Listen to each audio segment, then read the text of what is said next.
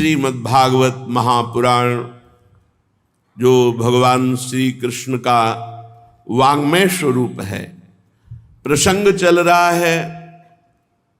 भगवान ब्रह्मा जी सृष्टि रचना में देखा कि सफलता प्राप्त नहीं हो रही, तो एकदम क्रोध आ गया, भ्रकुटी चढ़ गई और भ्रकुटी से एक बालक जैसा प्रकट हुआ। वह प्रकट होकर रुदन करने लगा, तो ब्रह्मा जी ने उनका नाम रखा नील लोहित रुद्र। भगवान देवाधिदेव महादेव का प्रादुर्भाव श्रीमद् भागवत के अनुसार ब्रह्मा जी की भ्रकुटी मध्य से हुआ।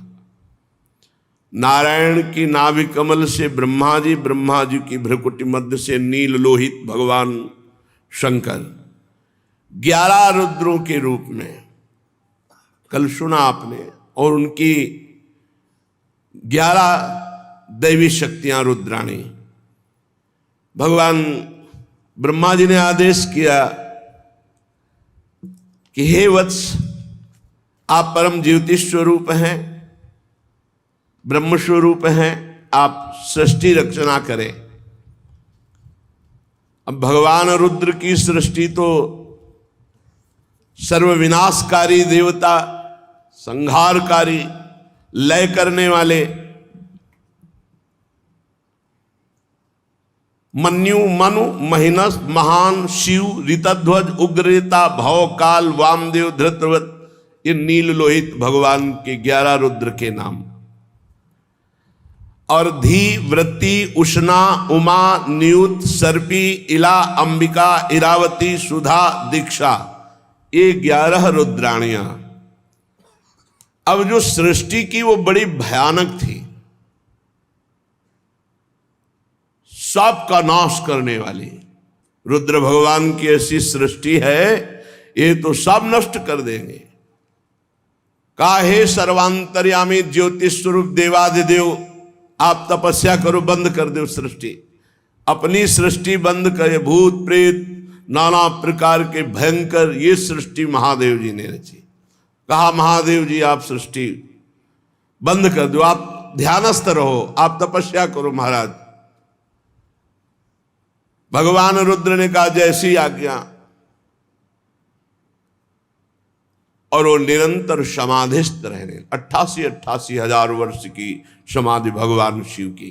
शंकर सहज स्वरूप संहारा, लाग समाधि अखंड पारा। देवाधिदेव बड़े मंगल मूर्ति, बड़े करुणा में, बहुत जल्दी प्रसन्न हो जाने वाले, प्रसन्न होकर भगवत चरणारविंद की अद्भुत प्रेम लक्षणा भक्ति प्रदान करने वाले।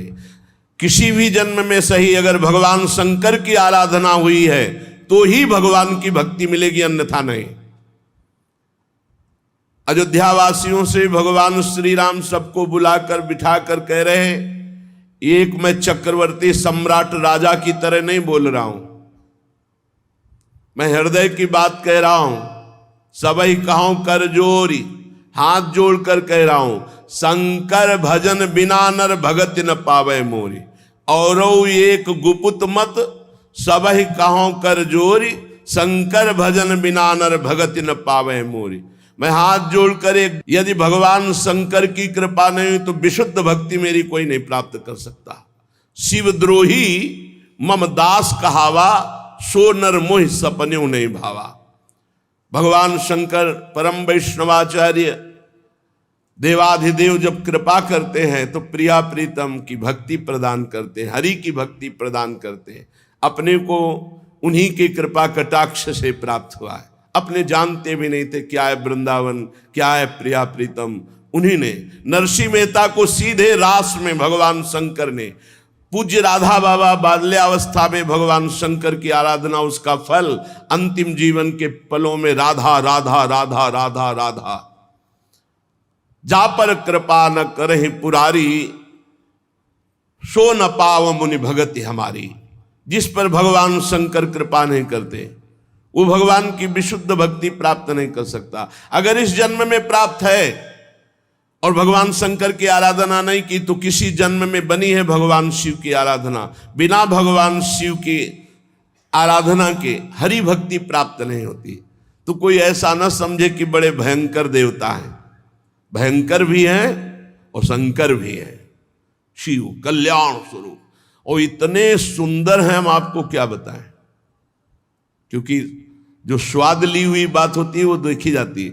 इतने भयंकर है कि हम तुम्हें क्या बताएं, और इतने सुंदर हैं कि पूछो मत। कर्पूर गौरम करुणावतारम, साक्षात करुणा बपू, गौरांग गंगाधर, तेज राशि, करुणा बरसती है।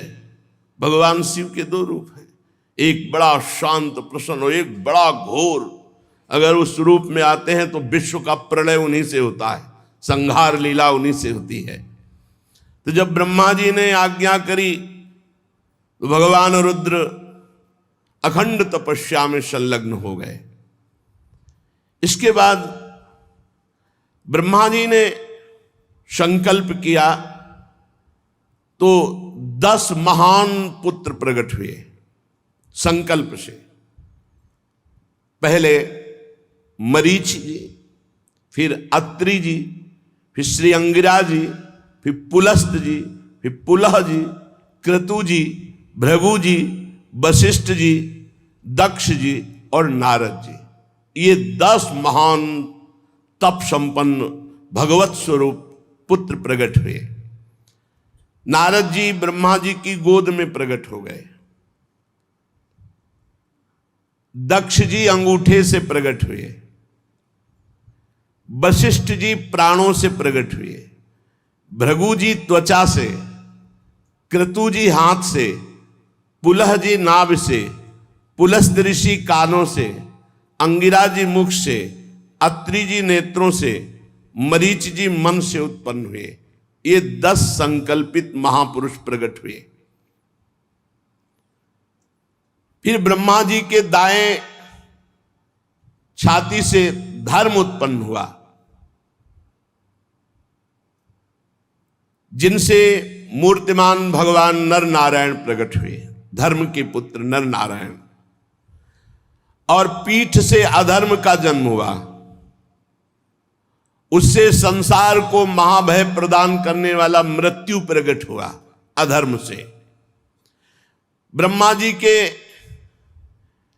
हृदय से संपूर्ण संसार को अधीन रखने वाला काम प्रकट हो गया। भाव से क्रोध, नीचे के ओठ से लोभ, मुख से वाणी की अधिष्ठात्री देवी सरस्वती जी, और जनेन्द्री से समुद्र का प्रादुर्भाव हुआ, और गुदा से पाप का निवास स्थान राक्षसों का अधिपति निरिति, छाया से भगवान करदम जी उत्पन्न हुए। सारा जगत भगवान ब्रह्मा जी से उत्पन्न हुआ है। अब बड़ी घटना इस समय एक ये घटी कि जिस समय वाणी की अधिष्ठात्री देवी सरस्वती प्रकट हुई तो इतनी सुंदर थी कि ब्रह्मा जी मोहित हो गए। यद्यपि वासनाहीन है, पर सृष्टि उत्पन्न करनी, इसलिए ऐसा संयोग ब्रह्मा जी की बुद्धि लड़खड़ा गई।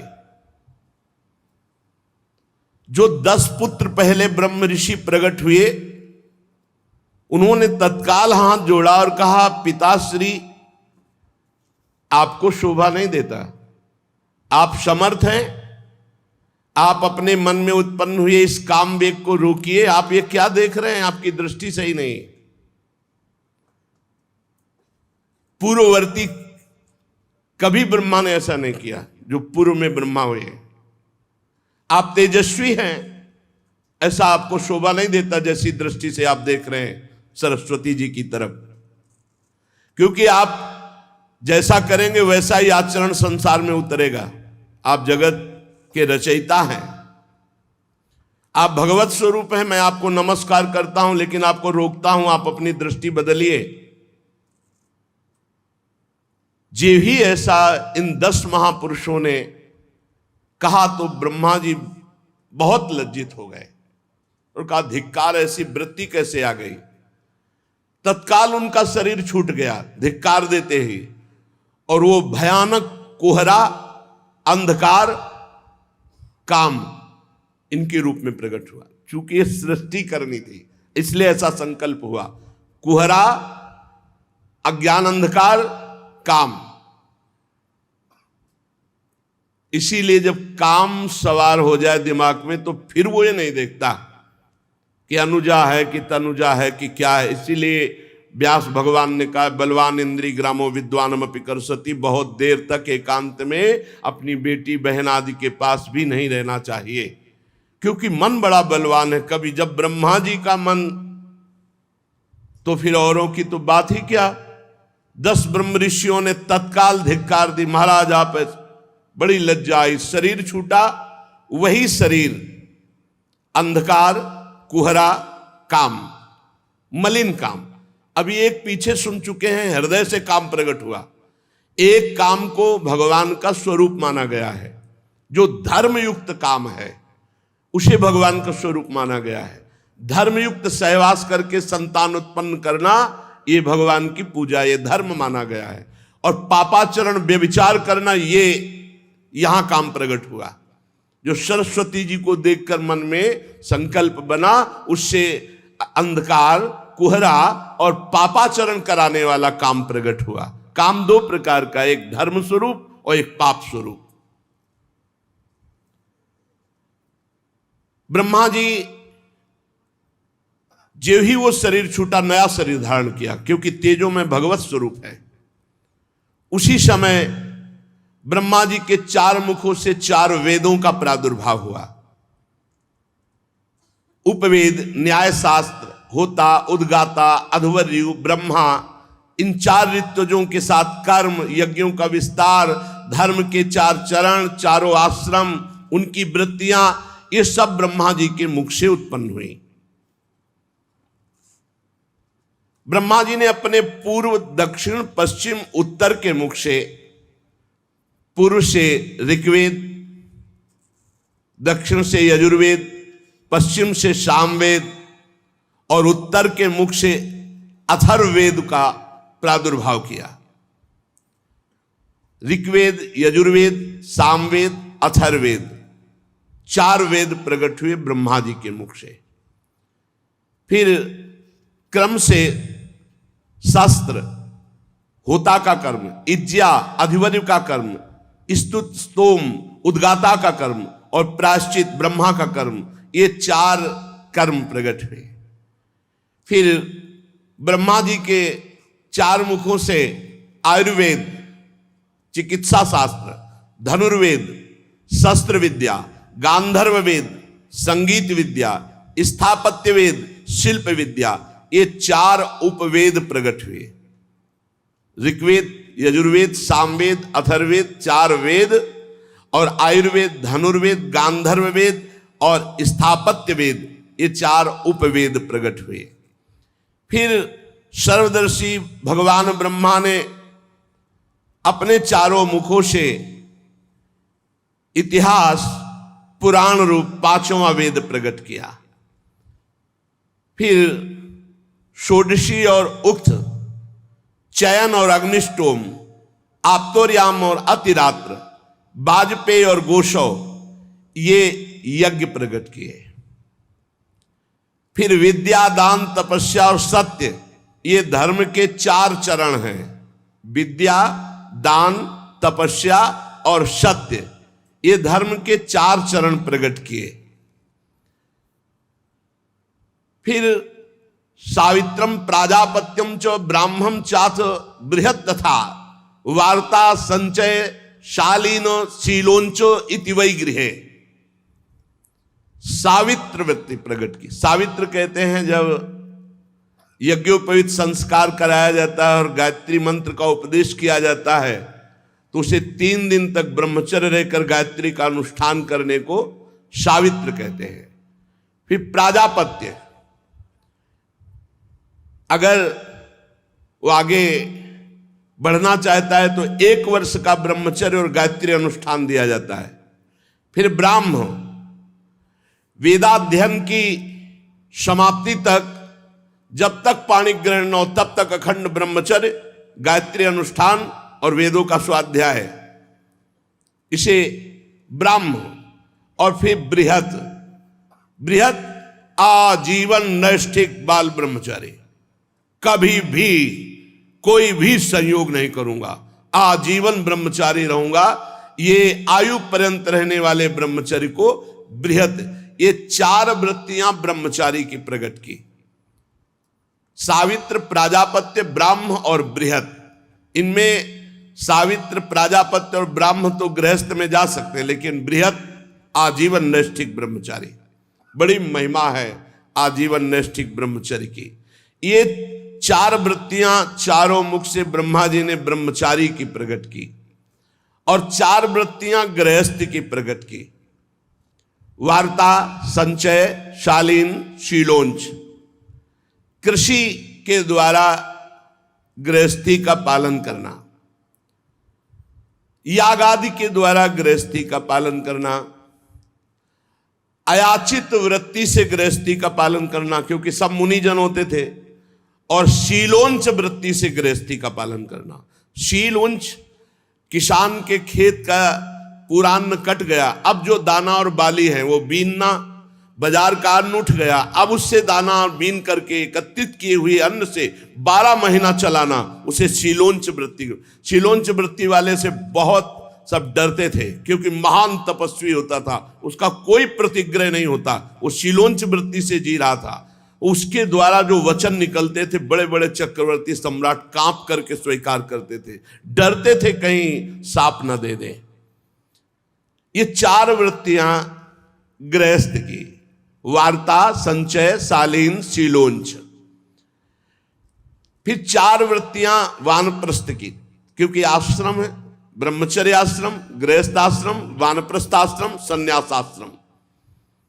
वैखानस, बालखिल्य, औदुंबर और फेनप। वैखानस, बिना ज्योति बोई भूमि से उत्पन्न हुए फल आदि पदार्थों से आजीवन निर्वाह करना वानप्रस्थ, इसे वैखानस कहते हैं, वानप्रस्थ की वैखानस वृत्ति। और बालखिल्य, नवीन भोजन अन्न मिल जाने पर पुराने अन्न का संपूर्ण त्याग कर देना, ये वालखिल्य वृत्ति। औदुंबर, प्रातः काल उठे, जिधर मुख किया उधर भिक्षा मिली जो फल आदि की, वही लेना, अन्यथा भूखे रह जाना। फेनप, अपने आप जो फल आदि जमीन पे गिरे हुए हैं, तोड़ नहीं सकते, उससे पूरा जीवन निर्वाह करना, ये वानप्रस्थ की 4 वृत्तियां। और फिर सन्यास की 4 वृत्तियां, कुटीचक, बहुदक, हंस और परमहंस। कुटीचक, एक जगह कुटी बना करके आजीवन भजन करते हुए व्यतीत करना, संसार से विरक्त होकर, इन्हें कुटीचक सन्यासी कहते हैं। और बृहदक, एकमात्र तत्व की तरफ दृष्टि रखते हुए शरीर से निरपेक्ष, जैसे भरण पोषण, कोई परवाह नहीं, बस तत्व दृष्टि। जहां शरीर पड़ा है पड़ा, जहां मिल गया खा लिया खा लिया, नहीं खा लिया नहीं खा लिया, दृष्टि ही नहीं शरीर में, तत्व दृष्टि। उन्हें बहुदक। और जो निरंतर तत्व में स्थित है उन्हें हंस, और जो जीवन मुक्त हो चुके उन्हें परमहंस। ये सन्यास की 4 वृत्तियां हैं। अन्वीक्षिकी, त्रयी, वार्ता, दंड नीति, ये 4 विद्याएं हैं। मोक्ष प्राप्त करने वाली अध्यात्म विद्या, स्वर्ग आदि प्रदान करने वाली कर्म विद्या, खेती व्यापार आदि संबंधी विद्या और राजनीति, ये 4 विद्याएं हैं। भू भुआ स्व महा, इन 4 आश्रमों का पालन करने वाले यहां 4 लोकों में जाते हैं। जो जीवन मुक्त महापुरुष हो गए वो अगर इनका भोगना भोगना चाहे तो वो परब्रह्म में लीन हो जाते हैं। सा, खा, सा, हा, ये 4 शब्द उष्म वर्ण, या, रा, ला, वा, ये 4 शब्द अंतःस्था, ये ब्रह्मा जी के मुख से निकल, पूरे ककहरा मात्रा सब ब्रह्मा जी के मुख से निकली हुई। निषाद, ऋषभ, गांधार, षड्ज, मध्यम, धैवत, पंचम, ऐसा रे गा मा प ध नी, ये ब्रह्मा जी के मुख से निकली। यहां नी से शुरू होता है तो निषाद, नी शा रे गा मा प ध,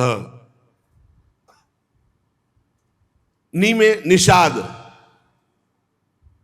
जो वो ऋषभ, सा में षडज, रा में ऋषभ, गा में गांधार, मा में मध्यम, धा में धैवत, पा में पंचम। ये ब्रह्मा जी से शब्द ब्रह्म प्रकट हुए। यही इसी के आधार पर संगीत कला है जितनी है। सारे गा मा पा ध नी, षडज, ऋषभ, गांधार, मध्यम, धैवत, पंचम, निषाद। फिर ब्रह्मा जी की अव्यक्त एक वाणी प्रकट हुई, ओम आ उ मा ओम। ये परिपूर्ण ब्रह्म स्वरूप है। यही सब मंत्रों का अधिष्ठाता है। जो ब्रह्म प्राप्ति के हैं सब में प्रणव, यही इसके उच्चारण में आ उ मा, ओ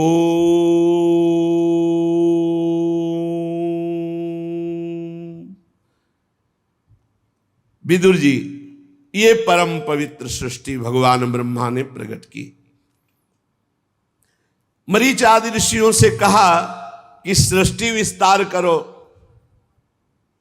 पर कुछ खास प्रजा की वृद्धि नहीं हो रही थी, तो बहुत चिंतित हो रहे थे। इसी समय ब्रह्मा जी के शरीर के 2 भाग हो गए। दाहिने भाग से जो विभक्त हुए उसे काय कहा गया। जो दाहिना भाग था वो महाराज मनु, और जो बायां भाग था वो महारानी शतरूपा। यहीं से मैथुन धर्म से सृष्टि बढ़ी। महाराज स्वयंभू मनु शतरूपा से 5 संतानें उत्पन्न की, 2 पुत्र 3 कन्या। 2 पुत्र महाराज प्रिव्रत उत्तानपाद, 3 कन्याएं आकुति, देहूति, प्रसूति। इन्हीं से पूरा संसार सब भरा है। श्री सुखदेव जी कहते हैं, महाराज परीक्षित, मुनिवर मैत्री जी के मुख से परम पुण्यमयी कथा सुनकर श्री विदुर जी ने पूछा कि फिर क्या हुआ जब मन शतरूपा जी प्रकट हुए। विदुर जी ने कहा, स्वयंभू ब्रह्मा जी के प्रिय पुत्र महाराज मनु ने अपनी प्रिय पत्नी शतरूपा को प्राप्त करके ब्रह्मा जी की आज्ञा हुई, सृष्टि बढ़ाओ। उन्होंने विचार किया कि सृष्टि जल में तो बढ़ेगी नहीं, यहां तो सब जल ही जल है, सृष्टि कैसे बढ़ेगी। ब्रह्मा जी से कहा, हे जन्मदाता, आपकी आज्ञा हुई सृष्टि बढ़ाऊं, पर सृष्टि के रुकने की व्यवस्था और जीविका की व्यवस्था के लिए तो केवल जल ही जल है, इसमें सृष्टि कैसे होगी। मैथुन धर्म से सृष्टि कैसे टिकेगी। नमस्कार है आपको, आप कोई उपाय कीजिए, तब आप हम आपकी आज्ञा का पालन करें। ब्रह्मा जी ने कहा, तुम दोनों का परम कल्याण हो, मैं बहुत प्रसन्न हूं, क्योंकि जो पुत्र अपने पिता से कहता है कि मैं आपकी आज्ञा का पालन करूंगा, इससे बड़ी पितृ भक्ति और कोई नहीं हो सकती। जो अपनी पिता की आज्ञा का पालन करता है। इससे बड़ी कोई पूजा नहीं हो सकती अपने पिता की। तुम हमारी आज्ञा का आदर पूर्वक पालन करना चाहते हो, धर्म पूर्वक तुम अपनी पत्नी से पुत्र उत्पन्न करो। ये श्री हरि की सृष्टि परक आराधना होगी।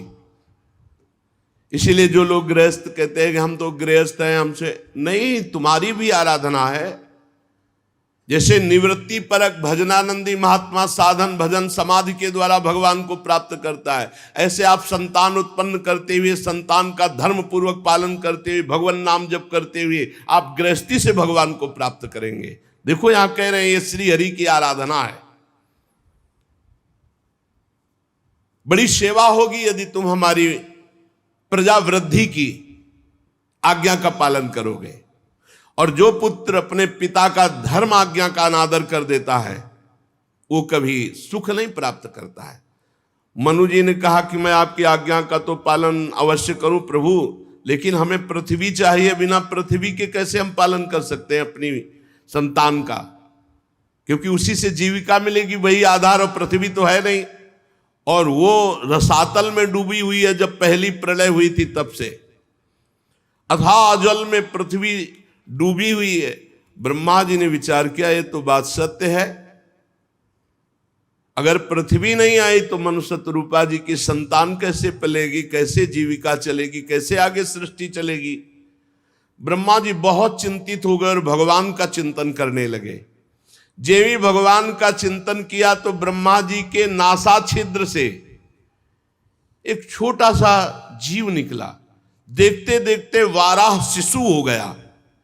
और बड़े आश्चर्य की बात कि देखते देखते आकाश तक ऐसे पर्वताकार वाराह, भारी घुरघुराहट, भगवान का वाराह अवतार। तो जो 10 मरीच आदि महापुरुष जन थे उन्होंने, और 4 जो सनक सनंदन सनातन सनत कुमार जी थे, वो स्वयंभू मनु शतरूपा ब्रह्मा जी, अभी इतनी ही प्रगट में सृष्टि है। जब 12 भगवान प्रकट हुए तो इतनी है। 10 महान ब्रह्म ऋषि, सनक सनंदन सनातन सनत कुमार और भगवान ब्रह्मा जी और मनु शतरूपा, इतनी सृष्टि है। सब ने हाथ जोड़ करके भगवान वाराह की तरफ सर झुकाकर नमस्कार किया और विचार करने लगे कि ऐसा तेजोमय श्याम वर्ण वाराह, ये कौन दिव्य हो सकता है। अभी निकला तो छोटा, फिर पोरुए के बराबर, फिर एक वाराह शिशु, और फिर ये पर्वताकार, आदि अंत ही नहीं दिखाई दे रहा, इतना विशाल स्वरूप। अभी ये सोच ही रहे थे कि भारी गर्जना करके अपने पंजे से जल को, सर्वशक्तिमान भगवान की गर्जना से समस्त दिशाएं गूंज उठी। भगवान ब्रह्मा जी समझ गए कि अभी जिनका चिंतन किया था कि पृथ्वी कैसे आएगी, तो हमें लगता है हमारे भगवान ने अवतार धारण किया, वाराह अवतार। भगवान का स्वरूप संपूर्ण रूप से वेद भी नहीं जान सकते, फिर औरों की तो बात क्या है। मुनीश्वरों ने भगवान की स्तुति की। भगवान वाराह रूप से गुरगुरा रहे थे, बड़े जोर से आवाज, और उनके रोमों से जो जल वो सबको परम पवित्र कर रहा था। यज्ञपति भगवान स्वयं हरि वाराह रूप धारण कर ब्रह्मादि के सामने खड़े थे। बड़े सौम्य भाव से मुनियों ने भगवान को प्रणाम किया। भगवान जब घुरघुराते तो ऐसा लगता था कि वज्रपात हो रहा, इतनी जोर की गड़गड़ाहट भीषण। और जब पंजे मारते तो ऐसा मानो ज्वार भाटा आ रहा है समुद्र में, विशाल काय वाराह रूप। समुद्र मानो पुकारने लगा, हे यज्ञेश्वर मेरी रक्षा करो प्रभु, मैं आपका ये प्रहार नहीं सह सकता। यज्ञ मूर्ति भगवान अपने पैरे खुनों से जल को चीरते हुए जलराशि के उस पार पहुंचे, फिर रसातल पहुंचे। वहां देखा पृथ्वी विराजमान है, जल में डूबी हुई प्रलयंकार। जब प्रलय हुआ था उस समय के जल से डूबी हुई पृथ्वी वही थी रसातल में। भगवान ने अपनी दाढ़ों पर संपूर्ण पृथ्वी को उठाया और ऊपर की तरफ जल चीरते हुए आए। बड़ी शोभा हो रही थी, लेकिन बड़ा विघ्न हो गया। जब प्रभु पृथ्वी को लेकर के ऊपर की तरफ आ रहे थे तो महापराक्रमी हिरणाक्ष ये जल के भीतर ही भगवान पर गदा से प्रहार कर दिया, और ये प्रकट होते ही अपने वीर योद्धा को खोज रहे थे। कोई वीर योद्धा मिले जो मेरी भुजाओं की खुजलाहट मिटाए। हिरणाक्ष, आगे प्रसंग आएगा कि बीच में कहां से आ गया हिरणाक्ष। उस समय भगवान ने पृथ्वी को तो दाढ़ पे संभाल के रखा, और लीला से ही थोड़ी देर युद्ध की लीला करते हुए, जैसे मतवाला जो सिंह है वो गजराज के बच्चे को मार डाले, उल्टा थप्पड़ मारा था हिरणाक्ष के, उल्टा ऐसे थप्पड़, बस उतने में ही प्राण पखेरु, महाबलशाली। जैसे गजराज अपने दांतों पर कमल पुष्प धारण करे हो, ऐसे ही बहुत पूरी पृथ्वी को, ऐसा कोई भार नहीं लग रहा वारा भगवान को। बाहर जल से निकाल के लाए, तमाल के समान नीलवर्ण वाला भगवान को जब देखा पृथ्वी लेकर आते हुए, ब्रह्मा मरीच आदि को निश्चय हो गया कि ये स्वयं भगवान श्री हरि है। तब हाथ जोड़कर भगवान की स्तुति करने लगे। ऋषियों ने कहा, हे भगवान अजित आपकी जय हो, जय हो। जितम जितम ते जित यज्ञ भावन, त्रयीं तनुम स्वाम परिधुन्वते नमः। यद्रोमगर्ते सुनिलिल्लिरध्वरास्, तस्मै नमः कारण सुकरायते। जय हो वारा भगवान आपकी जय हो। आप अपने वेदत्रयी रूप विग्रह को फटकार रहे, आपको नमस्कार है। आपके रोमकूपों में संपूर्ण यज्ञ लीन है। आपने पृथ्वी का उद्धार करने के लिए ये वाराह रूप धारण किया। हे भगवान आपको नमस्कार है। हे प्रभु, कोई भी दुराचरण करने वाला कभी आपका दर्शन नहीं प्राप्त कर सकता। लोग कहते हैं भगवान हमें दर्शन क्यों नहीं देते। जैसी पद्धति है दर्शन की वैसे चलो। अधकचरे योगी को भगवान का दर्शन नहीं होता, दुराचारी को, जो दुराचार परायण है उसे भगवान का दर्शन नहीं होता। रूपम तवई तन्नु दुष्कृतात्मनानाम, ये जो दुष्कृत आचरण करने वाले हैं इनको भगवान के पास रहते हुए भगवान उनके हृदय में रह रहे, फिर भी वो दर्शन नहीं कर सकते। प्रभु आपने बड़ी कृपा करी। समस्त मंत्र देवता द्रव्य यज्ञ कर्म सब आपके स्वरूप है, आपको नमस्कार है। वैराग्य भक्ति और मन की एकाग्रता से ही आपका अनुभव किया जा सकता है। वैराग्य भक्ति और मन की एकाग्रता से ही आपका अनुभव किया जा सकता है। आप सबको विद्या प्रदान करने वाले विद्या गुरु हैं। जिसके हृदय में भी ज्ञान होता है भगवान देते हैं। आपको पुनः पुनः प्रणाम है। प्रभु आपके दांतों पर रखी हुई भूमंडल बड़ा सुशोभित हो रहा है। चराचर जीवों को सुखपूर्वक रहने के लिए आपने जगन माता पृथ्वी का उद्धार किया। आप हमारे पिता हैं और पृथ्वी हमारी माता है। प्रभु आपको और पृथ्वी माता को बार बार प्रणाम है। रसातल में डूबी हुई इस पृथ्वी को निकालने का साहस केवल आप ही कर सकते थे, दूसरा नहीं।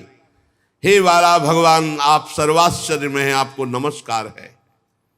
इसीलिए रोज प्रातः पहले भूमि के चरण। अब तो सब आधुनिकता बढ़ती जा रही है। वैदिक सिद्धांतों को, शास्त्रों को मानना या जानना ही नहीं तो माने क्या। सबसे पहले सैया से उठकर भूमि माता को प्रणाम करना चाहिए, फिर सदगुरु का स्मरण, नाम जप, मंत्र, फिर अपनी दिनचर्या। श्री मैत्रेय जी कहते हैं, ब्रह्मवादी मुनियों ने जब भगवान की स्तुति की तो वाला भगवान ने अपनी शक्ति से पृथ्वी को ऐसे स्तंभित कर दिया कि जल में ना डूबे। रसातल से लीला पूर्वक लाई हुई पृथ्वी को जल पर रखकर भगवान श्री हरि स्थापित कर दिया और अंतर्ध्यान हो गए। विदुर जी भगवान की लीला में चरित्र अत्यंत कीर्तनीय है। जो इस प्रसंग को सुनेगा उसके सारे पाप ताप नष्ट हो जाएंगे। जो भगवान की मंगलमयी कथा को सुनाता है या सुनता है, भगवान अंतस हृदय से बहुत जल्दी उसके ऊपर प्रसन्न हो जाते हैं। जब भगवान प्रसन्न हो जाते हैं तो फिर प्राप्त करना क्या बाकी रह जाता है, क्या दुर्लभ होता है। ये पशु स्वभाव वाले मनुष्यों को छोड़कर ऐसा कौन होगा जो आवागमन और दुखों से मुक्त करने वाली भगवान की लीला कथा ना सुने। श्री विदुर जी महाराज ने कहा, अभी तो आप ब्रह्मा जी की सृष्टि के कुछ चुने हुए नाम ले रहे थे, ये बीच में हिरणाक्ष कहां से आ गया प्रभु? बारह भगवान से युद्ध करने हिरणाक्ष कहां से प्रकट हो गया? ब्रह्मा जी ने तो अभी इसको प्रकट नहीं किया था, क्योंकि अभी 10 ऋषि, सनक सनंदन सनातन सनत कुमार, 4 ब्रह्म ऋषि, मनु और शतरूपा, और उधर ऊपर जो सृष्टि हुई थी उसमें भगवान नील लोहित 11। तो ये हिरणाक्ष कहां से आ गया बीच में? ये जब पृथ्वी निकाल रहे थे वाला भगवान, ये हिरणाक्ष कहां से आ गया और मुठभेड़ कैसे कर ली? मैत्रेय जी ने कहा, विदुर जी बड़ा सुंदर प्रश्न है तुम्हारा, क्योंकि इसमें भगवान श्री हरि की मंगलमयी लीला कथाओं का वो प्रादुर्भाव है जिससे मनुष्य सुनने मात्र से मृत्यु पास से मुक्त होकर भगवत प्राप्त हो जाएगा। कर लो ना विश्वास, हित दो विश्वास है तब ही सुधरे बात, ना तरु माया पंथ में फिरे जी टक्कर खात। अपने लोग रोज भगवान की चर्चा सुनते धाम में बैठकर, रोज भगवान की लीला कथा, नाम कीर्तन। अभी कोई कल्याण की कमी रह गई क्या? अरे कल्याण का कल्याण हो गया। मस्त रहो, बस नाम जप करते हुए गंदी बातों से बचो तो जीवन मुक्त हो, अभी जीवन मुक्त हो। पूर्व काल में ब्रह्मा जी ने ये इतिहास परंपरागत सुनाया था, वही मैं तुम्हें सुना रहा हूं। मैत्रेय जी कह रहे हैं कि एक बार दक्ष की पुत्री दिति, अब इसका प्रसंग आगे है। अभी आपने सुना था जो शतरूपा जी की 3 पुत्रियां थी, उन्हीं से ये सब सृष्टि का विस्तार हुआ है। 2 पुत्र प्रियव्रत उत्तानपाद, आकुति प्रसूति देहुति, 3 कन्याएं। इन्हीं में से सब आगे चलकर इनके विस्तार में आ गए, इन्हीं 3 में से है। तो दिति ये एक दिन संध्या के समय कामातुर हो गई, और जो अभी 10 महापुरुषों के नाम लिए गए थे उनमें से कश्यप जी भी थे। कश्यप जी इनके पति हैं। कई कन्याएं कश्यप जी को वरण हुई। संध्या के समय कामातुर होकर कश्यप जी का वस्त्र पकड़ लिया और कहा, अब पति ही है, कि प्रभु मैं देखती हूं कि अग्नि जिह्वा भगवान की आराधना का समय है ये, मैं जानती हूं सूर्य अस्ताचल को जा रहे हैं, बिल्कुल इस समय ऐसा नहीं करना चाहिए। पर जैसे मत वाला हाथी केले के वृक्ष को मथ डालता है, केले के वन को, ऐसे ही इस प्रसुद्ध धनुर्धर कामदेव ने मेरे पर विजय प्राप्त कर ली। अर्थात मैं कामाग्नि से पीड़ित हूं, मैं बेचैन हूं, मैं नहीं सह सकती। अब आप कृपा करके आपका कल्याण हो, मेरी इस पीड़ा को दूर करें और ऐसा संतान हो जिससे आपका सुयश हो। हमने आपको बहुत प्यार से वर्ण किया है। हमारे पिता ने दक्ष ने एकांत में हमसे पूछा था तुम्हें कैसा पति चाहिए, तो मैंने आपका ही नाम लिया था, अर्थात मैं आपको बहुत प्रेम करती हूं। ये प्रेम का दबाव भी डाला। इसलिए अब मुझ दीन के ऊपर कृपा कीजिए। मुझे कामदेव ने परास्त कर दिया, मैं बेचैन हूं।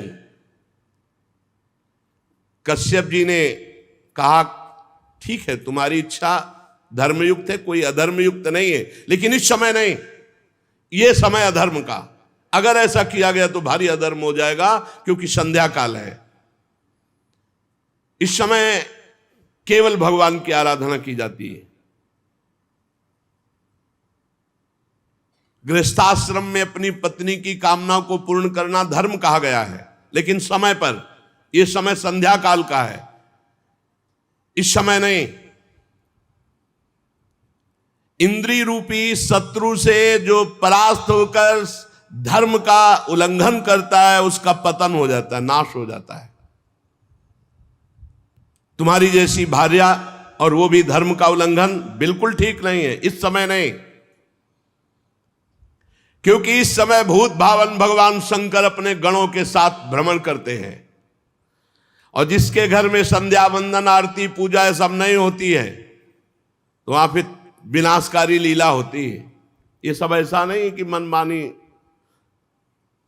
संध्या के समय भोजन नहीं किया जाता, संध्या के समय मैथुन नहीं किया जाता, संध्या के समय इधर उधर नहीं। उस समय भगवत चिंतन, ध्यान परायण, अगर आप कहीं सेवा में भी हैं तो भी 2 मिनट भगवान का स्मरण करते हुए, जैसे प्रातःकालीन बेला, वैसे जटाजूटधारी भगवान शंकर, जिनके जटाओं से स्मशान की धूरी का बवंडर उठता है, वो संध्या के समय भ्रमण करते हैं। उनके 3 नेत्र हैं, सूर्य और चंद्रमा। ये 2 नेत्र हैं जो सही ढंग से चलते हैं। तो सूर्य और चंद्रमा वाले नेत्र काम करते हैं। जो धर्म विरुद्ध आचरण करते हैं तो तीसरा नेत्र काम करता है, जो सर्वनाश विनाशकारी। संसार में भगवान शंकर का न कोई अपना है न कोई पराया है। जैसा करोगे तत्काल वैसे ही फल मिलेगा। उनके लिए न कोई आदरणीय है, न कोई निंदनीय, न बंदनीय है, कोई न त्याजनीय है, न कोई अपना है न कोई पराया है। मस्त इसीलिए कहा गया भोले बाबा। बड़े बड़े देवता जिन भोगों की चाह करते हैं, लात मार के उन भोगों का वो सदैव अपने ध्यान में मगन रहते हैं। ऐसा ही लिखा है, भोगों को लात मार करके सदैव अपने ध्यान में मगन रहते हैं। विवेकी पुरुष को चाहिए कि कोई ऐसा अपराध भगवान शंकर का ना करे। खिलवाड़ मत समझ लेना। वो देवादिदेव अगर वो चुप भी हो गए तो आद्या शक्ति अंबार धांगनी है, कहीं का नहीं रखेंगी। कैसे नहीं रखेंगी? या देवी सर्वभूतेष बुद्धि रूपेण संस्थिता, बुद्धि घुमा देंगी, वहां फंसा देंगी जहां से निकलना मुश्किल है। बहुत समझाया पर देवी दिति तो एकदम ब्रह्मर्षि कश्यप जी का वस्त्र पकड़ लिया और कहा, मैं आपका उपदेश सुनने के लिए आपसे प्रार्थना नहीं किया। कश्यप जी ने भगवान को नमस्कार किया कि है जरूर कोई लीला जो समझाने पर भी नहीं समझ रहे। इसके बाद फिर स्नान करके वाणी को संयम में करके सनातन ब्रह्म का ध्यान करने लगे कश्यप जी। जैसा दिति जी चाह रही थी वैसा, क्योंकि पति है। अब इसके बाद दिति जी को बहुत भय लगा कि इस समय मैंने भारी अपराध कर दिया। जब स्नान करके अपने नित्य कर्म में कश्यप जी तो आकर चरणों में सर नवाया और कहने लगी, ब्रह्मर्षि, इस नीच काम के लिए मैंने आपको प्रेरित किया, भारी अपराध बन गया, क्षमा कर दीजिए। आप कह रहे थे भगवान शिव इस समय विचरण करते हैं, तो क्या मेरे गर्भ को नष्ट कर देंगे वो? कुछ उपाय कीजिए, देवाधिदेव महादेव मेरे गर्भ को नष्ट ना करें। क्योंकि जो दुष्टता भगवान शिव को पसंद नहीं हो, अगर वो करता है तो वो क्रोध मूर्ति भी है, फिर वो नष्ट कर देते हैं। प्रजापति, आप बड़े कृपालु हैं, आप मुझ पर कृपा कीजिए और चरणों में गिर पड़ी दिति जी। चुप रहे। संध्या वंदन जप अनुष्ठान पूरा करने के बाद कश्यप जी ने कहा, बहुत समझाने पर भी तुम्हारा चित्त काम वासना से मलिन था, इसलिए तुमने हमारी बात नहीं मानी और हमें भी अवहेलना करने के लिए ऐसे कार्य पर मजबूर किया। इसलिए अमंगलमयी देवी, तुम्हारी कोख से विश्व का अमंगल करने वाले पुत्र पैदा होंगे, जो बार बार लोक और लोकपालों सहित अपने अत्याचार से पूरे भूमंडल को रुला देंगे। ऐसे पुत्र पैदा होंगे, क्योंकि संध्या के समय तुमने गर्भ धारण किया है। उनके ऐसे स्वभाव होंगे जो निरपराध दीन प्राणियों पर अत्याचार करेंगे, भगवत भक्तों पर अत्याचार करेंगे, स्त्री गौओं पर अत्याचार करेंगे। कांप गई, उनकी तो संभावना ही नहीं थी ऐसी। दीति जी कांप गई, पैर पकड़ लिया, प्रभु कृपा करो, ऐसे पुत्र नहीं होने चाहिए। तो उनका ऐसा अत्याचार देखकर जगदीश्वर भगवान श्री हरि स्वयं अवतार लेंगे और उनका वध करेंगे। तब दीति ने मुस्कुरा दिया, फिर तो ठीक है, फिर तो ठीक है। यदि भगवान के द्वारा हमारे पुत्रों का उद्धार होगा फिर तो ठीक है, फिर तो जैसे हो। दीति ने कहा, प्रभु अब मैं आपसे प्रार्थना नहीं करूंगी, ठीक है, ऐसे ही पुत्र हो। जब भगवान श्री हरि स्वयं मारेंगे फिर मुझे कोई परवाह नहीं, मेरे पुत्रों का परम मंगल होगा। कश्यप जी ने कहा, देवी मैं देख रहा हूं तुम्हें पश्चाताप हुआ, शोक हुआ। भगवान शंकर का तुम आदर करती हो, मेरा भी आदर करती हो, भगवान हरि से तो तुम बहुत प्रसन्न हो। इसलिए मैं एक वरदान देता हूं, तुम्हारे एक पुत्र के 4 पुत्रों में एक ऐसा पुत्र होगा पूरा विश्व नमन करेगा। हिरण्यकश्यप पुत्र प्रहलाद, एक ऐसा पुत्र होगा विश्व नमन करेगा। सत्पुरुष संत जन उसका आदर करेंगे, बड़े बड़े प्रेमी संत जन उसके यश का गान करेंगे। जिस पर खोटे सोने को बार बार तपाकर शुद्ध किया जाता है, उसी प्रकार अनुकरण करने के लिए, भक्ति का अनुकरण करने के लिए तुम्हारे पौत्र को आदर्श माना जाएगा। प्रहलाद जी सब भक्तों में श्रेष्ठ है, इतनी कम अवस्था में इतनी ऊंची स्थिति भक्ति की, इसीलिए सबसे पहले प्रहलाद, नारद, पराशर, पुंडरीक, पहले प्रहलाद जी का नाम। साधु जन तुम्हारे पौत्र की प्रशंसा करेंगे और स्वयं भगवान तुम्हारे पौत्र के लिए अवतार धारण करेंगे। भगवान ही तो नरसिंह रूप में आकर हिरण्यकश्यप, दीति बहुत प्रसन्न हुई। देखो ये होता है महापुरुषों का सानिध्य। उनके पति महापुरुष है कश्यप जी, बड़े भजनानंदी महापुरुष है। उसी का प्रभाव है कि गलत कार्य तो हो गया और परिणाम भी गलत आया, लेकिन बड़ा मंगल हो गया, सुधार हो गया। भगवान के द्वारा उनके पुत्रों को मारा जाएगा और पौत्र भगवान का महान भक्त होगा। बड़ा आनंद हुआ दीति को सुनकर। 2 बातें, कि हमारा पौत्र भगवान का भक्त होगा और हमारे पुत्र भगवान के हाथ से मारे जाएंगे।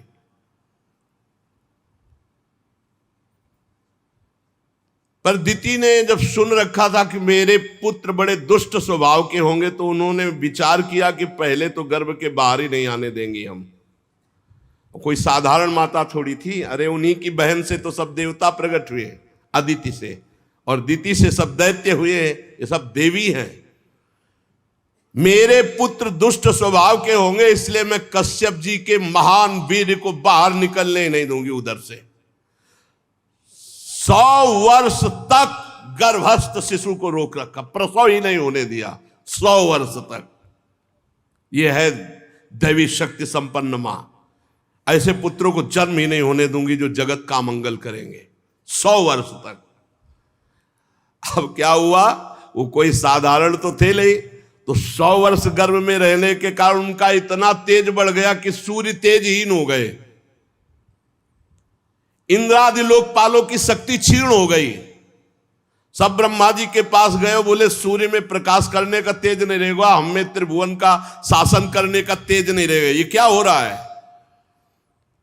देवताओं ने कहा प्रभु सबकी ज्ञान शक्ति कुंठित हो रही है, एक आप ही है जो आप बता सकते हैं सब क्या हो रहा है उथल पुथल पूरी सृष्टि में। ब्रह्मा जी ने कहा देवताओं, तुम्हारे पूर्वज मेरे मानस पुत्र सनक सनंदन सनातन सनत कुमार आसक्ति त्याग कर समस्त लोकों में आकाश मार्ग से विचरा करते हैं। ये कोई साधारण बात नहीं है जो तुम सबकी बुद्धि सबका बल सबका तेज हरण हो गया है। ये भगवान के पार्षद दिति के गर्भ में, तो दिति ने अपने गर्भ को रोक लिया कि अनिष्टकारी पुत्रों को जन्म नहीं होने देंगी, तो उनके तेज से सबका तेज नष्ट हो रहा है। तो आखिरकार कश्यप जी के वीर से जो गर्भस्थ हैं वो हैं कौन? तो ब्रह्मा जी हंसे और कहा देवताओं, तुम्हारे पूर्वज मेरे मानस पुत्र सनक सनंदन सनातन सनत कुमार ये चारों आकाश मार्ग से विचरण करते रहते हैं। एक बार वो भगवान श्री नारायण के दर्शन के लिए वैकुंठ धाम में जा पहुंचे। वहां सब विष्णु रूप होते हैं, सब विष्णु, सब चतुर्भुज। केवल श्री लांछन चिन्ह और कौस्तुभमणि दो चीज नहीं होती, बका पहचानना मुश्किल है कि ये पार्षद है कि भगवान हरि है। बिल्कुल हरि स्वरूप। सब प्रकार की कामनाएं छोड़कर जो भगवान का निरंतर भजन करते हैं वही वहां जा सकते हैं, दूसरा कोई नहीं। बड़ी ही सुंदर शोभा, वैकुंठ की शोभा क्या, वहां बड़े बड़े भजनानंदी महात्मा सब दिव्य रूप धारण करके, जिनकी पाप राशि भस्म हो चुकी है, जो भगवत स्वरूप को प्राप्त हो गए हैं, वैकुंठ के दूर से ही, जहां से वैकुंठ इतनी सौरभ आती है कि उन्मत्तता आ जाती है, उन्मत्तता भगवदानंद की। वो घ्राणेन्द्री में गई सनकादि के तो व्याकुल हो गए भगवान के दर्शन के लिए। भगवत स्वरूप कबूतर कोयल सारस चकवे पपीहे हंस तोते तीतर मोर, इनका कोलाहल हो रहा है। इनकी आवाज सुन ले तो बेसुध हो जाए, ऐसे वैकुंठ के पक्षी हैं। श्री हरि तुलसी से अपने श्री विग्रह को सजाते हैं, तुलसी जी को बहुत प्यार करते हैं, तुलसी जी की गंध का आदर करते हैं भगवान श्री हरि। तुलसी जी के सामने मंदार कुंद कुर्बक उत्पल चंपक अर्ण पुन्नाग नाग केसर बकुल मौल श्री अंबुज ऐसा आदर नहीं करते जैसा तुलसी जी का आदर करते हैं। तुलसी जी को बहुत ही सुंदर वैकुंठ धाम ये कर्म फल से नहीं, एकमात्र भगवान के भजन से मिलता है। विमानों पर चढ़े हुए भगवत भक्त भगवान के वैकुंठ धाम के आसपास विमानों की भीड़ लगी हुई, तब फिर अंदर उतर कर प्रणाम करके दर्शन। बड़े ही सुंदर सौंदर्य वाली देवियां वैकुंठ में, और सबसे परम सौंदर्यशालिनी श्री लक्ष्मी जी, जिनका कृपा प्रसाद प्राप्त करने के लिए त्रिभुवन आराधना करता रहता है। लक्ष्मी जी की कौन कृपा प्रसादी नहीं चाहेगा? वही चाहेगा जो हरि का एकदम आसक्त प्रेमी होगा। श्री हरि के चरणों को चापती रहती है लक्ष्मी जी, चंचलता रूपी दोष का त्याग करके। जिस समय वो नूपुर झनकार करती हुई लीला कमल घुमाती हुई वैकुंठ में भ्रमण करती है, समस्त पार्षद सर झुकाकर उनके दर्शन करके आनंद मगन हो जाते हैं।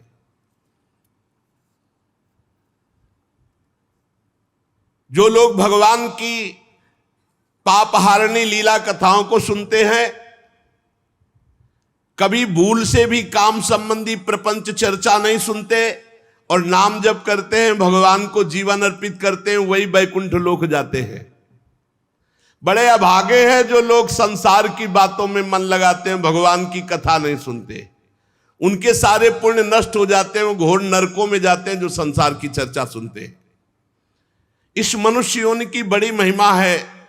हम ब्रह्मादि भी चाहते हैं कि अगर हमें मनुष्य शरीर मिल जाए तो हम खूब भगवान का भजन करके सीधे वैकुंठ जाए, भगवान के धाम। और हम वृंदावनवासी तो वैकुंठ भी नहीं चाहते। इस प्रकार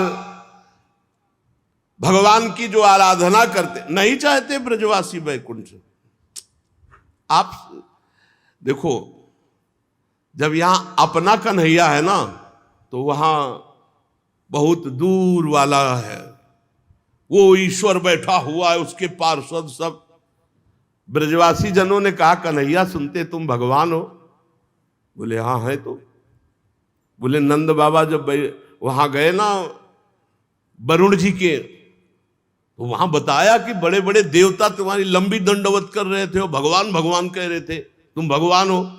बोले जब कह रहे थे वो तो मान लो क्या है।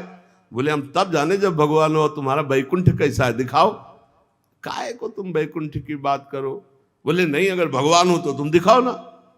अब सखा को तो अपने प्राण प्यारे कन्हैया सखा हो, तो भगवत भाव, ऐश्वर्य भाव, विस्मृत सखा भाव में ठाकुर जी ने कहा, जो ब्रह्म हृदय यमुना जी, जहां क्रूर जी को दर्शन दिए, स्नान करो। जी डुबकी लगाई, पहुंच गए वैकुंठ।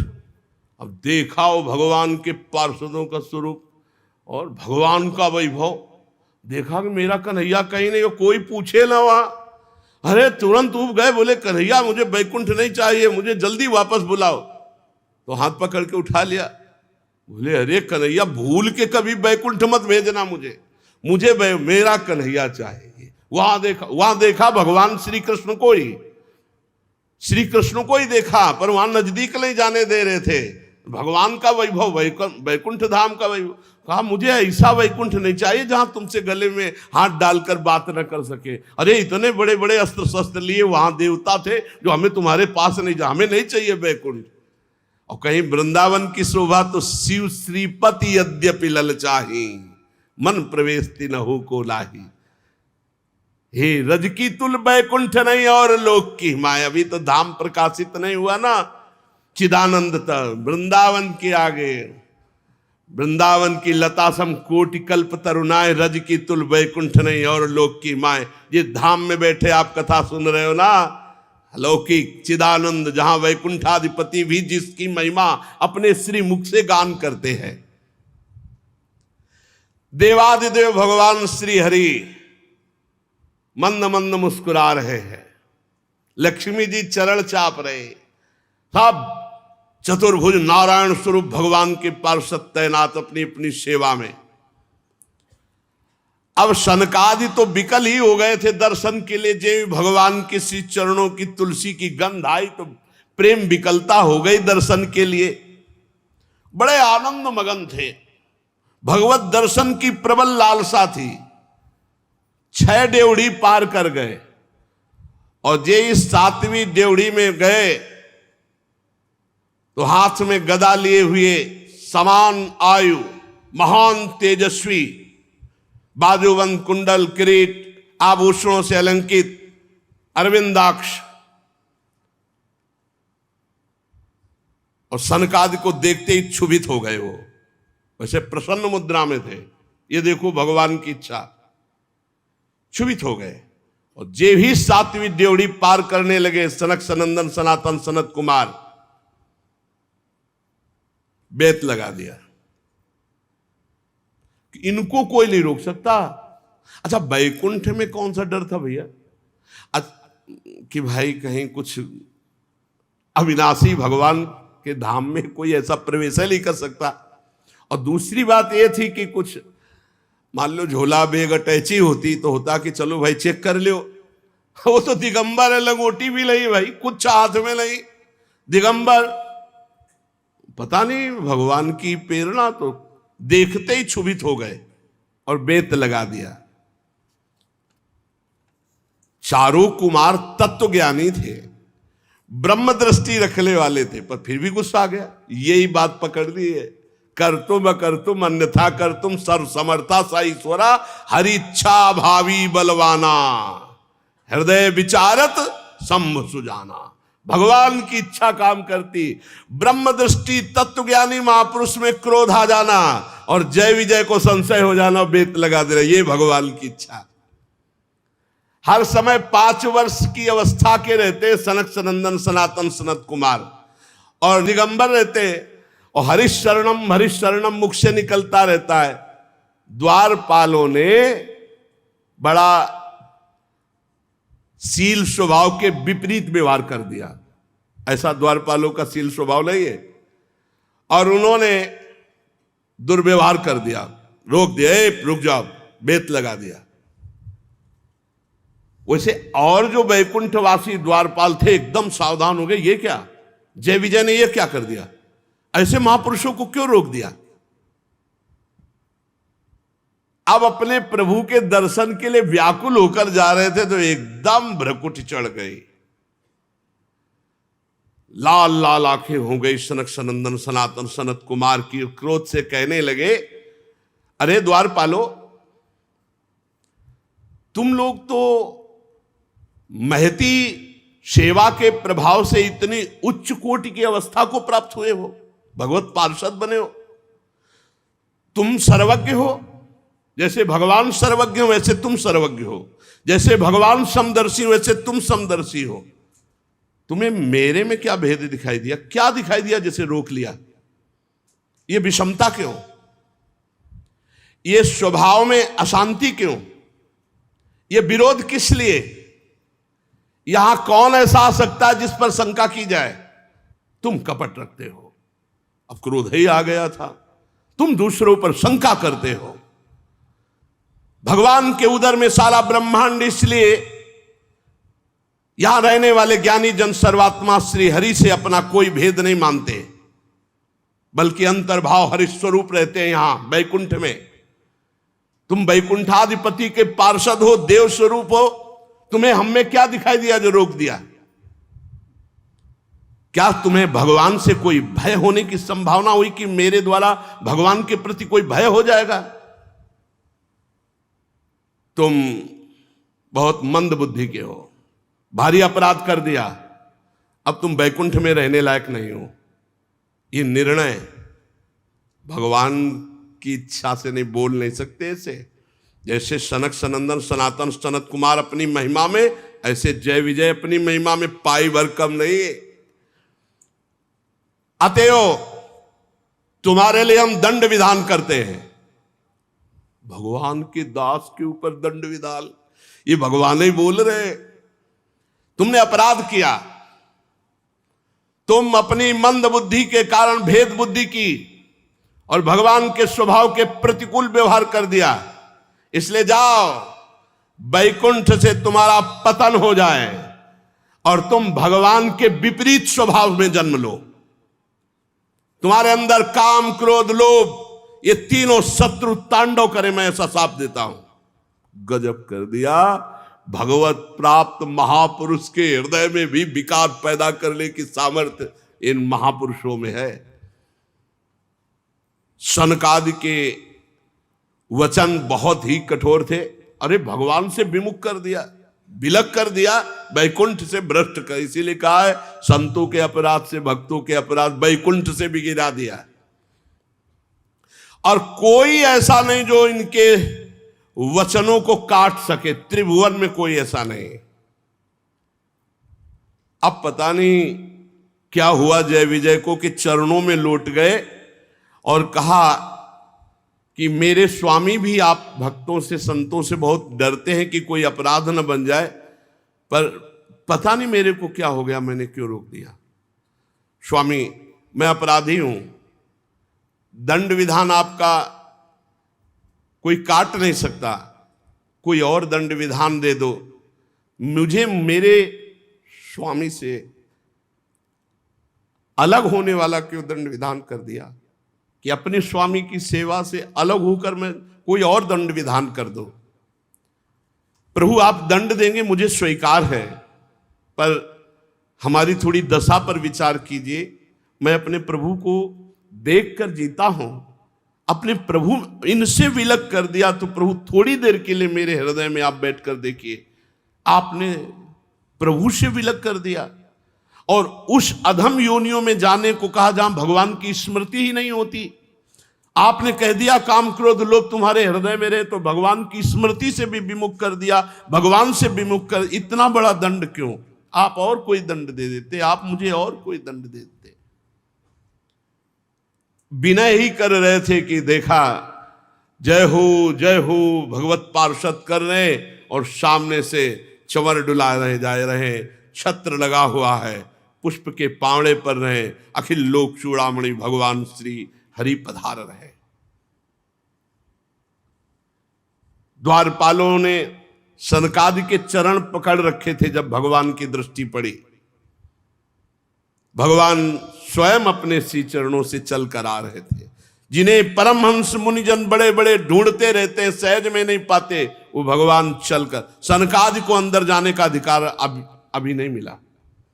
भगवान चलकर आए, लेकिन ये नहीं हुआ कि सनकादि अंदर चले जाए, क्योंकि भक्त को ऐसा कठिन शाप दे दिया। जी भी देखा सनकादि ने कि मेरे समाधि में दर्शन देने वाले स्वयं वैकुंठनाथ भगवान चलकर आ रहे, उनके साथ पार्षदगण छत्र चमर आदि लिए चल रहे, राजहंस के पंखों के समान श्वेत चवर डुलाए जा रहे, शीतल मंद सुगंध वायु बह रही है, मोतियों की झालर अद्भुत शोभा दे रही, अमृत की बूंदें उस छत्र से टपक रही हैं भगवान के ऊपर। समस्त सद्गुणों के आश्रय, सौम्य मुख मुद्रा, अनवरत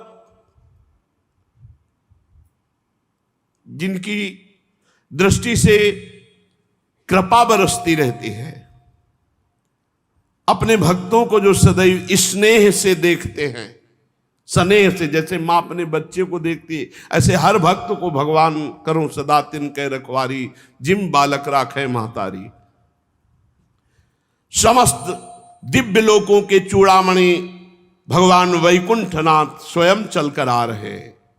पीतांबर मंडित विशाल नितंब झिलमिलाती हुई करधनी, गले में भ्रमरों से मुखरित वनमाला, सुंदर कंगन पहने हुए, और साथ में पार्श्व में गरुड़ जी चल रहे हैं, जिन पर एक हाथ धरे हुए हैं। गरुड़ जी पर एक हाथ पधराए हुए हैं और एक हाथ से लीला कमल घुमा रहे हैं। बिजली की सी कांति पीतांबर धारण किए हुए, मकराकृत कुंडल, सुघड़ नासिका, बड़ा ही सुंदर मुख, सिर पर मणिमय विशाल मुकुट विराजमान, गले में सुंदर हार, कौस्तुभ मणि अपूर्व दमक रही है। भगवान का श्री विग्रह सुंदरता का समुद्र है। इस भगवान देवादिदेव महादेव जी, ब्रह्मा जी इसी रूप का ध्यान करते हैं। सनकादि ने जब देखा मेरे ध्यान का विषय मेरे प्रभु, तो सर झुकाकर साष्टांग प्रणाम किया और भगवान की रूप माधुरी का पान करते रहे। सनकादि मुनीश्वर निरंतर ब्रह्मानंद में मगन रहते हैं, लेकिन जिस समय भगवान के श्री चरण कमलों का दर्शन हुआ, तो ब्रह्मानंद से मन हट करके भगवान के रूप में आसक्त हो गया। भगवान का मुख नील कमल की कांति वाला, बड़े ही लाल लाल अधर और कुंदकली के समान दंत पंक्ति, बड़ी झांकी सुंदर जो कृत्य कर दे, और भगवान के पद्मराग के समान लाल लाल नखों से सुशोभित उनके चरणारविंद, जो ध्यान करने वाले मुनियों के ध्यान का विषय, अष्ट सिद्धियां, नौ निधियां, समस्त सिद्धगण, मोक्ष पदवी मूर्तिमान होकर भगवान की चरण सेवा में हाथ जोड़े खड़े। मोक्ष पदवी, अष्ट सिद्धियां, नौ निधियां, सब सनकादि मुनियों ने प्रणाम करके कहा, अंतर्यामी रूप से यद्यपि आप दुष्ट चित्त के हृदय में भी रहते हैं, पर वो आपकी दृष्टि से ओझल कभी आपको देख नहीं सकते। बड़े बड़े भक्तजन भाव रूपी नेत्रों से आपका ध्यान करते हैं, और आप ध्यान का नहीं, आज तो मैं साक्षात आपको सामने देख रहा हूं। प्रभु, मैंने श्रवण रंध्रों से आपकी रूप शोभा सुनी थी, पर आज देखा है, नेत्र भरकर पान तो आज हम कर रहे हैं। भगवान आप तो साक्षात परम तत्व हैं। इस समय आप हम सबको आनंदित करने के लिए आप पधारे हैं। आपकी कृपा दृष्टि के बिना कोई आपको नहीं देख सकता। प्रभु आपका सुयश अत्यंत कीर्तनीय है, जो सांसारिक दुखों की निवृत्ति करता है। हम आपके चरणों की शरण में रहने वाले हैं, आपके कथा के रसिक हैं, आपका नाम जप करते हैं हरिशरणम, और आपकी कथा सुनते हैं। प्रभु मुझे और कुछ कोई पद कोई सुख नहीं चाहिए, बस मेरा चित्त भंवरा बनकर आपके चरण कमलों में ही घूमता रहे, बस यही मैं चाहता हूं। हे विपुल कीर्ति प्रभु, ये जो आपने रूप प्रकट किया है, हम पर बड़ी कृपा की। अजितेंद्रीय पुरुष तो कभी भावना भी नहीं कर सकता आपके रूप की। मैं बार बार प्रणाम करता हूं। सनकादि ने साष्टांग पुनः दंडवत किया। श्री ब्रह्मा जी ने कहा, देवगण जब योगनिष्ठ सनकादि मुनियों ने इस प्रकार स्तुति की, तब वैकुंठाधिपति भगवान श्री हरि बोले, मुनिगण बहुत ध्यान देने योग्य बात है, ये मेरे हैं जय विजय, मेरे पार्षद मेरे दास हैं। जो मेरे हैं, अगर उनके द्वारा अपराध हो जाता है तो मैं अपना ही अपराध मानता हूं। सनकादि को अपना नहीं का ध्यान देने बात है। ये भगवान की दासता और सेवा का पक्ष है। किसी भी बात में अगर कोई ऐसी त्रुटि हो जाती है, अपराध बन जाता है, तो हमारे स्वामी जन अवगुण प्रभु मान न काओ, दीन बंधुअति मृदुल स्वभाव, बहुत प्रवीणता, भगवान तो प्रवीणता के समुद्र है। ये जय विजय मेरे पार्षद हैं। मुनिगण संबोधन कह, एतौ तौ पार्षदौ मह्यम जयो विजय एवच कदर्थी कृत्य माम यद्दो वह क्राता मतिक्रमम। हे मुनिगण, मुनिगण सनकादि को संबोधन, ये जय विजय मेरे पार्षद है, मेरे दास है। आपका अपराध किया, अवज्ञा की, आपने इन्हें दंड दिया, स्वीकार है। क्योंकि आप जैसे ब्रह्म ऋषि मेरे आराध्य देव हैं। मेरे दासों के द्वारा जो तिरस्कार किया गया है उसे मैं अपना अपराध मानता। ये पक्षवत, ये बाहर से शब्दों में समझ में नहीं आएगा, अंदर की बात है। आप मेरे आराध्य देव हो, ब्रह्म ऋषि हो, लेकिन मेरे अनुचरों के द्वारा, मेरे दासों के द्वारा जो अपराध हुआ वो मेरे द्वारा अपराध हुआ, मैं अपना अपराध मानता। ये जो प्रियता है, ये अमोघ प्रियता है भगवान की। ये प्रियता, ये मेरे दास के द्वारा अपराध हुआ, मतलब मेरे द्वारा अपराध हुआ। आप जरा इस बात को समझिए। मुनिगण, ब्रह्म ऋषिगण ऐसे संबोधन सनकादि को, ये मेरे पार्षद हैं, मेरे अनुचरों द्वारा हुआ अपराध मैं अपना अपराध मानता हूं। मैं अपना किया हुआ अपराध मानता हूं, मैं नहीं किया ऐसा। मैं आपसे प्रसन्नता की भीख मांगता हूं।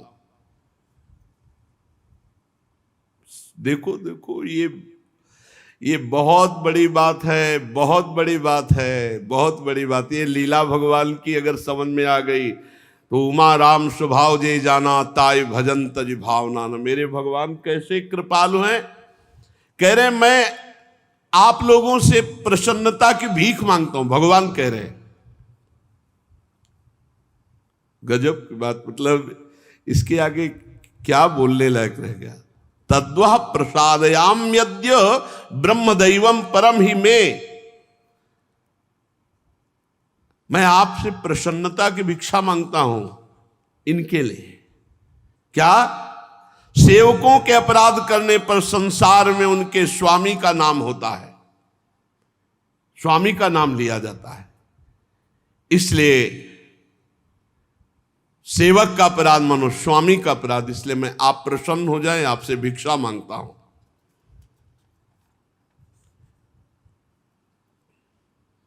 मैं विकुंठ कहलाता हूं, जिसकी महिमा कभी अपवित्र नहीं होती। सारा जगत मेरी महिमा का गान करके पवित्र होता है। जो कोई आप जैसे महात्माओं का अपराध कर दे तो मेरी भुजा ही क्यों ना हो, मैं उसे तुरंत काट डालूंगा। दोनों बातों को समझिएगा। अरे आप जैसे महात्माओं की सेवा करने से, आप जैसे महात्माओं की चरण रज से पवित्रता प्राप्त होती है, सारे पाप तत्काल नष्ट होते हैं। उसको ऐसा सुंदर स्वभाव मिलता है कि वो मुझे प्राप्त कर लेता है। देखो ना, मैं उदासीन रहता हूं लेकिन लक्ष्मी एक क्षण के लिए भी मुझे नहीं छोड़ती। क्यों? इन्हीं लक्ष्मी का कृपा कटाक्ष प्राप्त करने के लिए ब्रह्मादि देवता बड़े बड़े नियमों और व्रतों का पालन करते हैं। जो मुझे अपने कर्म समर्पित कर देते हैं या आत्मसमर्पण कर देते हैं, ऐसों को अगर भोजन पवाया जाए तो एक एक ग्रास पर जो सुंदर पकवान भोजन, तो जैसा मैं वहां तृप्त होता हूं ऐसा यज्ञ से तृप्त नहीं होता। जो कर्म फल समर्पित किए हुए, मुझे समर्पित किए हुए मेरे भक्त हैं, मेरे भक्तों को जब कोई पवाता है तो एक एक ग्रास पर मैं वैसा प्रसन्न होता हूं जैसा किसी यज्ञ करने से प्रसन्न नहीं होता। योग माया मेरे अधीन है। मैं अखंड असीम ऐश्वर्य का स्वामी हूं। मेरा ही चरणोदक गंगा जी हैं। भगवान शंकर इसी को मस्तक पर धारण करते हैं और लोगों को पावन करते हैं। मैं पवित्र ईश्वरों का भी ईश्वर होकर के अपने भक्तों की चरण रज मुकुट पर धारण करता हूं। ये बहुत बड़ी बात है। ये बहुत बड़ी बात भगवान कह रहे। मैं योग माया का पति हूं, स्वामी हूं, अखंड असीम ऐश्वर्य है। मेरा चरणोदक ही गंगा जी, और जिस गंगा जी को स्वयं महादेव जी मस्तक पर धारण करते हैं और समस्त लोगों को पावन करते हैं, ऐसा मैं परमेश्वर होकर भी अपने भक्तों की चरण रज अपने मुकुट पर धारण करता हूं। कौन हो सकता है भक्तों से बढ़कर? भगवान कह रहे, ब्रह्म ऋषि, दुग्ध धेनु, दूध देने वाली गाय, अनाथ प्राणी, ये सब मेरे साक्षात स्वरूप हैं। जिनकी बुद्धि भ्रष्ट हो जाती है वो इनको कष्ट देते हैं। फिर मेरे द्वारा नियुक्त यमराज के गिद्ध जैसे दूत उनको नोच नोच कर खाते हैं, फिर उनको नरक भोगना पड़ता है। अगर कोई भक्त का कटु भाषण से भी तिरस्कार कर दे तो मैं बर्दाश्त नहीं कर सकता। कटु भाषण से भी तिरस्कार कर दे तो मैं बर्दाश्त नहीं करता। और अगर कहीं मेरे भक्त को प्रसन्न चित्त से, अमृत भरी दृष्टि से, मुस्कान के द्वारा आदर कर दे तो मैं उसको ऐसे ही मानता हूं जैसे पिता अपने पुत्र का। ऐसे मैं सदैव उसकी रक्षा करता हूं, उसका पालन करता हूं।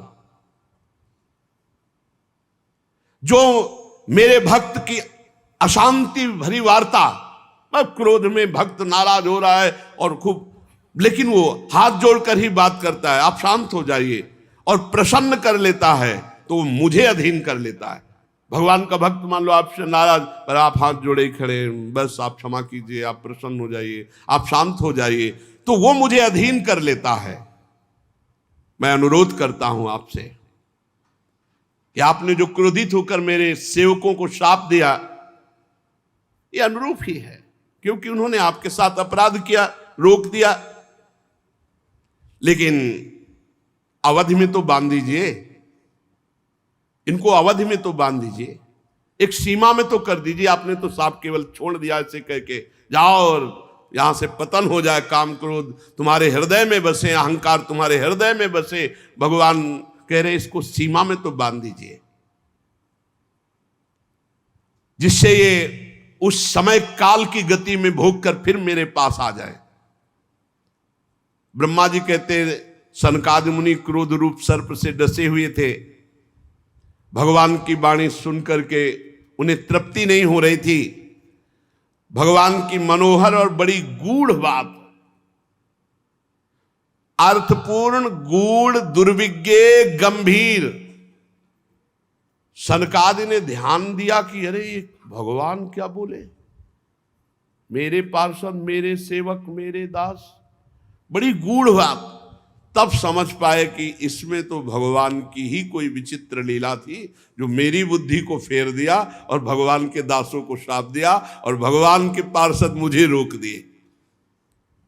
तब वो आनंदित हुए, पुलकित हुए, अरे अरे इसमें तो भगवान की ही लीला है, ये तो भगवान की योग माया का प्रभाव। तब हाथ जोड़कर बोले, सर्वेश्वर प्रभु,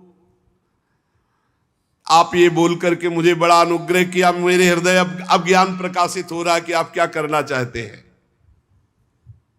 प्रभु, आप इतना ब्रह्म ऋषियों को मानते हैं, ये तो केवल लोक शिक्षा के लिए आप ऐसा कह रहे हैं कि ब्रह्म ऋषि मेरे आराध्य देव, बकाया आप तो ब्रह्म ऋषियों के भी आराध्य देव हैं। हे सनातन प्रभु, ये सनातन धर्म आपसे ही प्रकट हुआ है, आप सनातन धर्म की रक्षा के लिए अवतार ग्रहण करते हैं।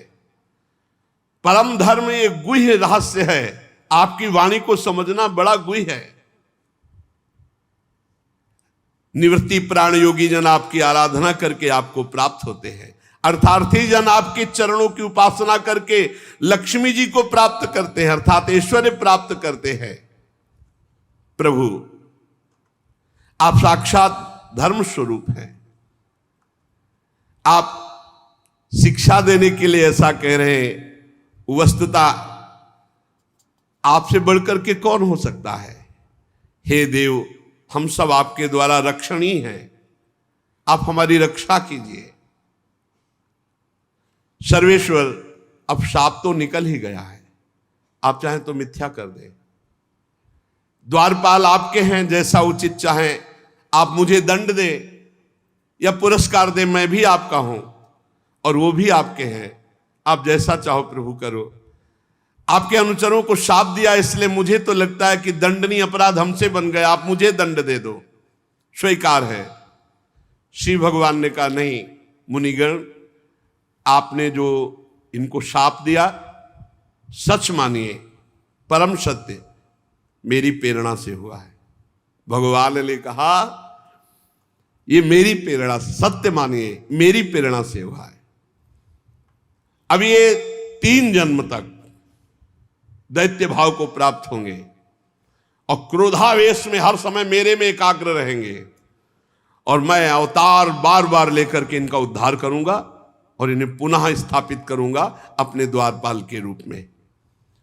ब्रह्मा जी कहते हैं, मुनीश्वरों ने नयनाभिराम भगवान श्री हरि के दर्शन के, प्रभु की परिक्रमा की, प्रणाम किया और प्रमदित होकर फिर हरिश शरणम रटते हुए भगवान ने जय विजय से कहा, जाओ भयभीत मत होना, तुम्हारा कल्याण हो, हर समय मेरे में वैर भाव रखना।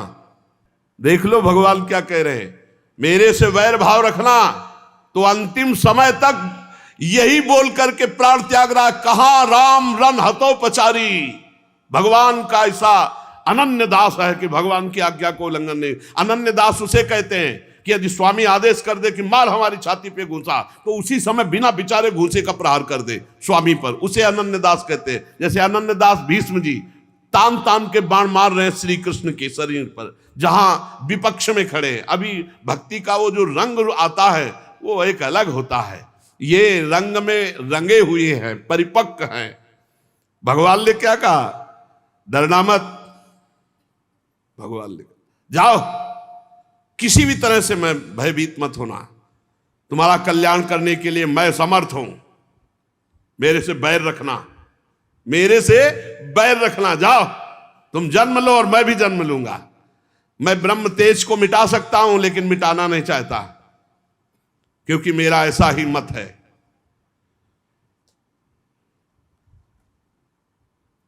और ये एक बार जब मैं योग निद्रा में स्थित था तो लक्ष्मी जी प्रवेश कर रही थी, तो तुमने रोकने की चेष्टा की थी, उसी का दंड यहां मिला है तुम्हें। और उस समय भी रोकने की भगवान ने प्रेरणा की होगी, नहीं जय विजय कैसे लक्ष्मी जी को रोक सकते हैं। जाओ तुम दैत्य योनि को प्राप्त हो गए, पर तुम्हारी सारी एकाग्रता मेरे में होगी। थोड़े समय में मैं भी आ रहा हूं, जब जब तुम जन्मोगे तब मैं प्रकट होऊंगा और तुम्हें लेकर पुनः आऊंगा। द्वारपालो, भयभीत मत होना। फिर क्या महाराज, साथ खेलना हो तो जैसा खेल दोगे वैसे ही खेलेंगे आपके साथ। अरे जब स्वामी से प्रियता होती तो द्वारपालों ने कहा जो आज्ञा। उसी समय वो सर्वाधिक महामहिम श्री संपन्न वैकुंठ धाम से गिर गए और वही दिति के गर्भ में, जो 100 वर्ष से अभी गर्भ में है, वो जय विजय हैं, कोई दूसरे नहीं, जो हिरणाक्ष और हिरण्यकश्यप के रूप में विराजमान है। वैकुंठादि लोकपति भगवान के पार्षद है, इसीलिए त्रिभुवन में हाहाकार मचा हुआ है, सबका तेज रुक गया है, क्योंकि भगवान के पार्षद गर्भ में है। सब जाओ और दिति के चरण पकड़ो, प्रार्थना करो कि प्रसव करो, गर्भ को प्रसव में इनको निकालो, ये पार्षद प्रवर भगवान के हैं। नहीं, अगर और गर्भ में रहे तो सब नष्ट होना प्रारंभ हो जाएगा। आदि पुरुष भगवान ब्रह्मा जी ने ऐसा आदेश किया देवताओं को, आप निश्चिंत रहो, ये भगवान के पार्षद है। जाकर दिति जी तो जो जाकर प्रार्थना की, फिर इनका प्रादुर्भाव होना और इनकी लीला। ये भगवान के पार्षद हैं हिरणाक्ष, हिरण्यकश्यप, रावण, कुंभकर्ण, शिशुपाल, दंतवक्त, ये भगवान के पार्षद है। भगवान ने कहा था मुझसे बैर करना तो कभी भी विनय शब्द इनके हृदय से नहीं निकले, कभी भी। रावण ने जिसको देखा कि ये विनय बोलता है राम जी के प्रति, तो अब भगाई दिया कि तुम हमारी पार्टी लायक ले, हम बैर वाले, चलो तुम। हाँ, जे भी सुना खरदूषण मारा गया तो कहा खरदूषण मौसम बलवंता, मार सके को बिनु भगवंता। और भगवान पधारे हैं तो भजन न होए तामस देहा, बैर करूंगा और ललकार ललकार करके इनसे युद्ध करूंगा और फिर इन्हीं को प्राप्त हो जाऊंगा। तो कभी ऐसी निकृष्ट दृष्टि ना रखे, ये भगवान के पार्षद हैं, भगवान की लीला के लिए आए हुए हैं। तो भगवान की लीला अगर ये पार्षद ना आते तो भगवान की लीला का स्वाद कैसे आता।